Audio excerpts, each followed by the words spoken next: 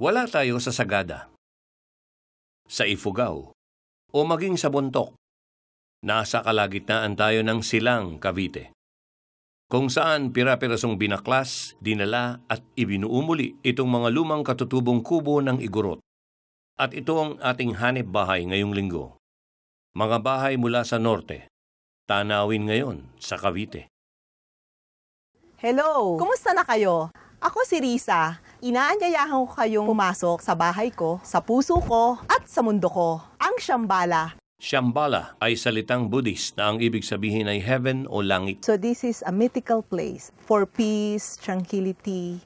For me, this is the home of my soul. Matagal ng pangarap ni Risa, isang negosyante na mahilig sa katutubong sining, ang magkaroon ng isang bahay pahingahan. Kaya't nang nakita niya itong lugar 8 taon na ang nakakaraan, binili niya ang lote. At 2 taon pa lang ang nakakaraan mula nang naisip niyang i-develop ito. Unti-unti na silang nawawala. Hindi na interesado yung mga Ifugao na gawin nilang bahay yan. So I thought na maganda siguro to preserve it. Hindi ganito kaayos at kaganda ang mga kubo nang mabili ni Risa sa iba't ibang lugar sa Mountain Province. Ang ganda ng pagkagawa pero kailangan siyang i-restore. Kailangan siyang magamit sa bagong panahon. Nag-import ng mga katutubong mga gawa si Risa at ang naging resulta, 4 na authentic Ifugao huts, isang Bontoc, isang Sagada hut, kung saan ang Sagada hut ay ikalawa sa panghuling natitirang kubo roon. Tinanong ng asawa ko sa akin, bakit mo ba pinagkakahirapan yan? Maraming gastos. Ang sagot ko, hindi ko maipaliwanag. Masaya ako kahit napapagod ako.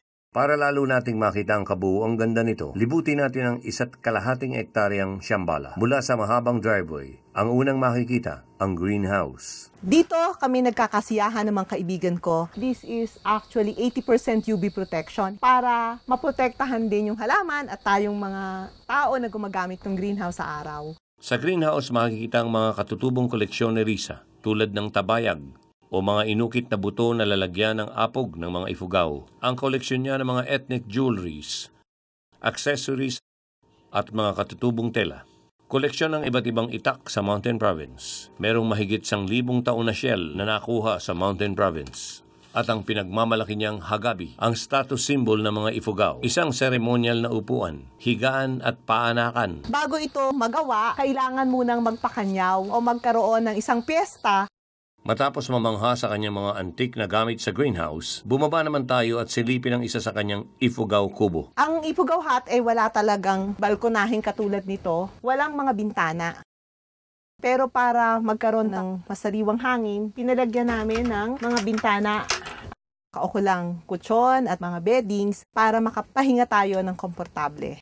Kaya siya may mga ganitong maitim, dahil dito sa maliit na lugar na ito, nagluluto ang mga Ifugao. Bawat kubo ay nilagyan ni Risa na banyo sa may silong. Mukhang luma sa labas, pero pagpasok, naglagay siya ng bathtub at ang iba ay jacuzzi. Nandito ang mga artwork ng aking kaibigan na si Popo San Pascual. Kahit mukhang pare-pareho, magkakaiba ang iba't ibang kubo depende sa lugar na pinanggalingan. Ang mga taga-Bontoc ay nasa parang valley. Yung mga tools nila mas makabago kaysa mga Ifugao dahil kung makikita mo yung kanilang gawa. Ang sentro ng Shambhala ay ang Dapay. Dito nagtitipon ng mga matatanda o elders sa Ifugao. Balak ni Risa na gawin itong performance stage at ang kapaligiran ay open-air amphitheater. Ito nga pala ang pinakamalaking Ifugao hut sa Shambhala. Ito ay inirigalo ng aking husband noong Pasko ng 2008. Bukas daw ang pintuan ng Shambhala sa lahat ng mga artists, writers, photographers at religious community. Gusto ko silang makasama dito para gumawa, lumikha ng sining nila. Para sa mga nangangarap na magkaroon ng isang hanep bahay tulad ni Risa. Hindi naman talaga kami mayaman. Ang lahat kasi ng bagay, kung gugustuhin mo, magagawa mo ng paraan. Pag nangarap tayo, huwag simple. Kailangan yung malalaking pangarap.